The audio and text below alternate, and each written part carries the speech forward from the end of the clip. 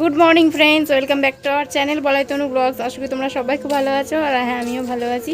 তো অনেকদিন পর তোমাদের সাথে ভিডিও শেয়ার করছি। আসলে মাঝখানে আমার ফোনটা খারাপ হয়ে গেছে, আর তারকেশ্বরে গেছিলাম। যা যা ভিডিও ছিল মানে ওই ফোনে রয়েছে, তো ওই ফোনে রয়েছে ভিডিও যে এডিট করবো আমি। ফোনের মধ্যে অনেক দাগ হয়ে গেছে, প্লাস ফোনটা প্রচুর হ্যাং করছে, মানে পরে ফোনের এক কোণে একটুখানি ভেঙে গেছে। আর ওই ফোনে যেহেতু ভিডিওগুলো রয়েছে, আবার মানে এমনি ভিডিওগুলো তোমার দাদাভাইয়ের ফোনে ছিল, ওখান থেকে আমার ফোনে নিয়ে আমি মানে এডিট করছিলাম। তারপরে ওখান থেকে এবার আবার যদি ট্রান্সফার করি ভিডিওগুলো, মানে তাহলে আবার ফের ওলট পালট হয়ে যাবে, মানে প্রচুর খাটনি ওই ভিডিওগুলোর পেছনে। তো সেই জন্য আমি কিন্তু ওই ভিডিওগুলো বলেছিলাম যে শেয়ার করবো, কিন্তু শেয়ার করার হলো না। যদি কখনো পারি, টাইম থাকে, তো তখন আস্তে আস্তে শেয়ার করবো তোমাদের সাথে। তো আমি চাইছি ওই ভিডিওগুলোর জন্য বেকার দেরি করে কী করবো, সেই জন্য এই যে রেগুলার যে ভিডিও করছি, তো রেগুলার ভিডিও তোমাদের সাথে শেয়ার করবো এবার থেকে। ভাবছিলাম যে ওই ভিডিওগুলো যেহেতু শেয়ার করবো, আর মানে শেয়ার করবো আর এদিক ওদিক থেকে নিয়ে এবার ওগুলোর পেছনে টাইম যাচ্ছে, এডিট করা একটা পেছনে চলে যাচ্ছে, একটা সামনে চলে যাচ্ছে, মানে এরকম। আর একভাবে যে এডিট করবো পারছি না, মানে ওর ফোনটা প্রচুর হ্যাং করছে তার জন্য। আর এখন দেখো আকাশটা একটু মেঘলা মেঘলা হয়েছে, তাই কিন্তু ছাদে এসেছি এখন দুপুরবেলা। তো যাই হোক, সকাল থেকে কী করলাম এখন তোমাদের সাথে এখন সেগুলোই শেয়ার করব। তো তখন যেহেতু সকালবেলা ইন্ট্রোটা দেওয়া হয়নি, তাই ইন্ট্রোটা অনেক বেলাতেই দিয়েছিলাম। আসলে রোদের তাপে সকালবেলা যেন আর ইচ্ছাই হচ্ছে না। সকালে ঘুম থেকে উঠেই দেখি প্রচণ্ড রোদ বেরিয়েছে, আর সেই জন্য আমি দেখো বাসন টাসনগুলো আগে মেজে নিচ্ছিলাম, কারণ আবার রান্নাও করতে হবে। আজকে ইচ্ছা হলো একটুখানি শাড়ি পরার, তার জন্য শাড়ি পরলাম। দেখো তোমরা কিছু কিছু লোক আছো যারা কিন্তু আমাকে রিকোয়েস্ট করো শাড়ি পরে ব্লগ ভিডিও দাও। তো সত্যি কথা বলতে এত গরম, এই গরমের মধ্যে শাড়ি পরার ইচ্ছাটুকু থাকে না, মানে গরমের জন্যই আর কি।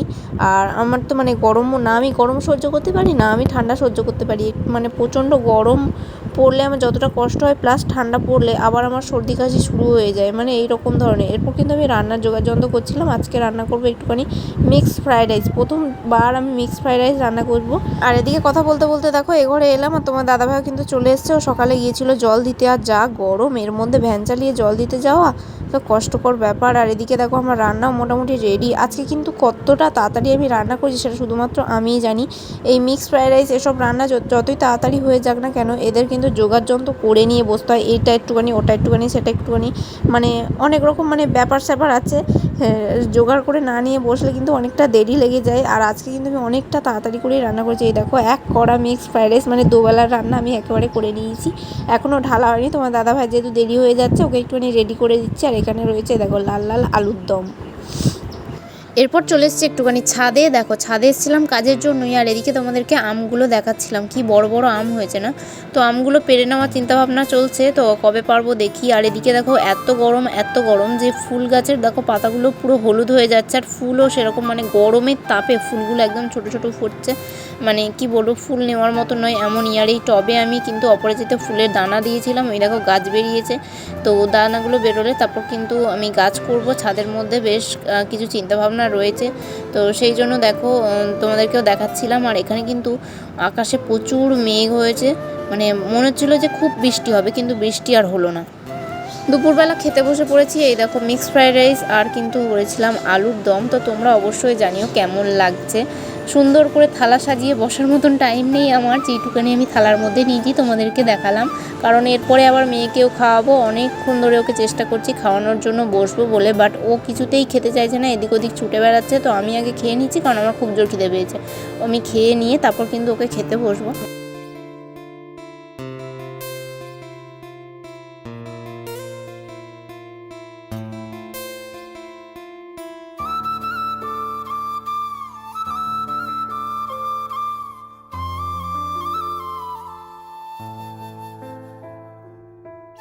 আর এই বেশ কিছুদিন হচ্ছে আমার মেয়ের না খুব ফোনের নেশা হয়ে গেছে, কেন জানি না।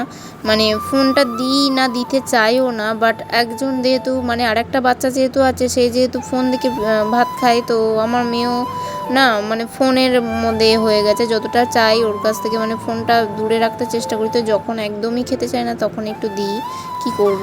আর বেলার দিকে যেহেতু প্রচণ্ড রোদ ছিল, তাই কিন্তু যত বাসনপত্র সব আমি জমিয়ে রেখেছিলাম। এই যে বিকেলবেলা মাজছি, এখন কলে জল এসছে, আর যত গরম পড়বে তত কলে যেন জল একেবারে আস্তে আস্তে পড়ে।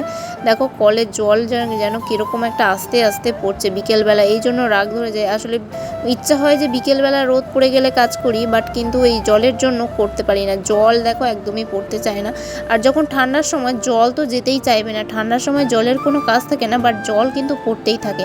আর এদিকে দেখো আমার কতটা বাসন হয়েছে। আসলে ওই যে ওই সমস্ত রান্না করতে গেলে মানে যত তুমি মানে আমাদের ঘরোয়া রান্নার থেকে এই সব রান্না করতে গেলে বেশি ঝামেলা। প্রেশার কুকারে সেদ্ধ করো, এতে ভাজাভুজি করো, ওটাতে তাই করো। আর আমার দেখো কতটা বাসন হয়েছে, 2 জনের রান্না করেছি না আমি 10 জনের রান্না করেছি বুঝতেই পারছি। এরপর বিকেলবেলা চলে এসেছিলাম আমাদের বাড়ির পেছনে একটা জায়গায়, যেখানে কিন্তু আমরা এখন চাষবাস শুরু করেছি। মানে আমি না, আমার পাশে এই যে 2 মামি শাশুড়িকে দেখতে পাচ্ছ, ওনারা 2 জন আর কি এখানে চাষবাস করছে। চলো তোমাদেরকে সব কিছুই দেখাই। এই দেখো কুমড়ো শাক, লাউ শাক, কত কিছু দানা দিয়েছে। ওইদিকে পুঁই শাকের ডাল বসিয়েছে, আরও এখানে অনেক রকম গাছ আছে, আম গাছ, আঁশফল গাছ, দেখো কত কি দেখতে পাবে তোমরা এখানে। এই দেখো কত কুমড়ো চারা বেরিয়েছে দেখতে পাচ্ছ। আর এখানে এই যে আম গাছ বসিয়েছে, ওদিকে এখানে টগর ফুলের গাছ বসিয়েছে আজকে।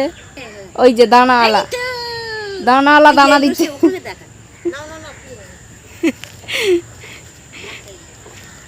এই দেখো এখানে পুঁই শাকের চারা দিয়েছে। এই যে চৌকিদার চৌকি দিচ্ছে,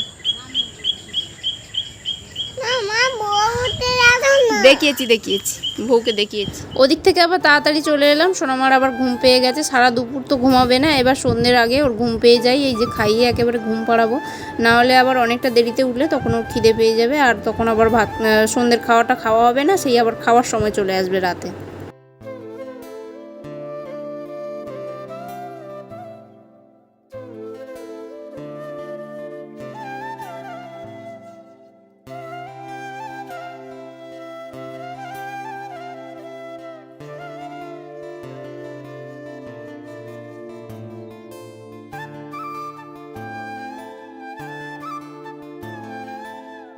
ওদিকে সোনামাকে ঘুম পাড়িয়ে দিয়েছি, এই দেখো কত ঘুমিয়ে পড়েছে। এখন পুরো সন্ধে হয়ে গেছে, ঘুমোচ্ছে বাবু।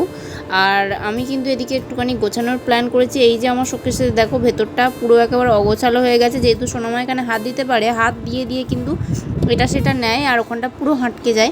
তো চলো ওটাকে এখন গোছাবো। আর গোছাতেই দেখো তোমার দাদাভাই চলে এসছে। এদিকে কিন্তু নিয়ে এসছে আজকে চাউমিন। আজকের পেটটা ভর্তি আছে, আজকেই চাউমিন নিয়ে এসছে। যেহেতু ফ্রাইড রাইস খেয়েছি তো মানে পেটটা যেমন কেমন একটা ঢিবি হয়ে রয়েছে, আর খাওয়ারও ইচ্ছে হচ্ছে না, কিন্তু এই যে চাউমিন নিয়ে এসছে তো কী আর করবো, ওই জন্য খাচ্ছি। এই দেখো তো 2 জন মিলে খেতে গল্প করতে খাচ্ছিলাম। আর তারপর তোমার দাদাভাই একটা কাজ করছে, এই দেখো ড্রামগুলো কিন্তু ফুটো হয়ে গেছে, যেহেতু জল দেয় অফিসে, তো ইচ্ছা করে কিছু লোক আছে মানে ড্রামগুলো না মনে হচ্ছে ফাটিয়ে দিচ্ছে। মানে কয়েকদিন ধরেই এটা মানে অনেকগুলো করে ড্রাম মানে ফেটে যাচ্ছে, মানে হয়তো ফেলে দিচ্ছে বা কিছু, আর সেই জন্য কিন্তু ড্রাম ফেটে যাচ্ছে। আর যে ড্রামগুলো মানে মোটামুটি গোছানো যাবে, তো টাপ্পে মারা যাবে, সেগুলো কিন্তু তোমার দাদাভাই গোছাচ্ছে।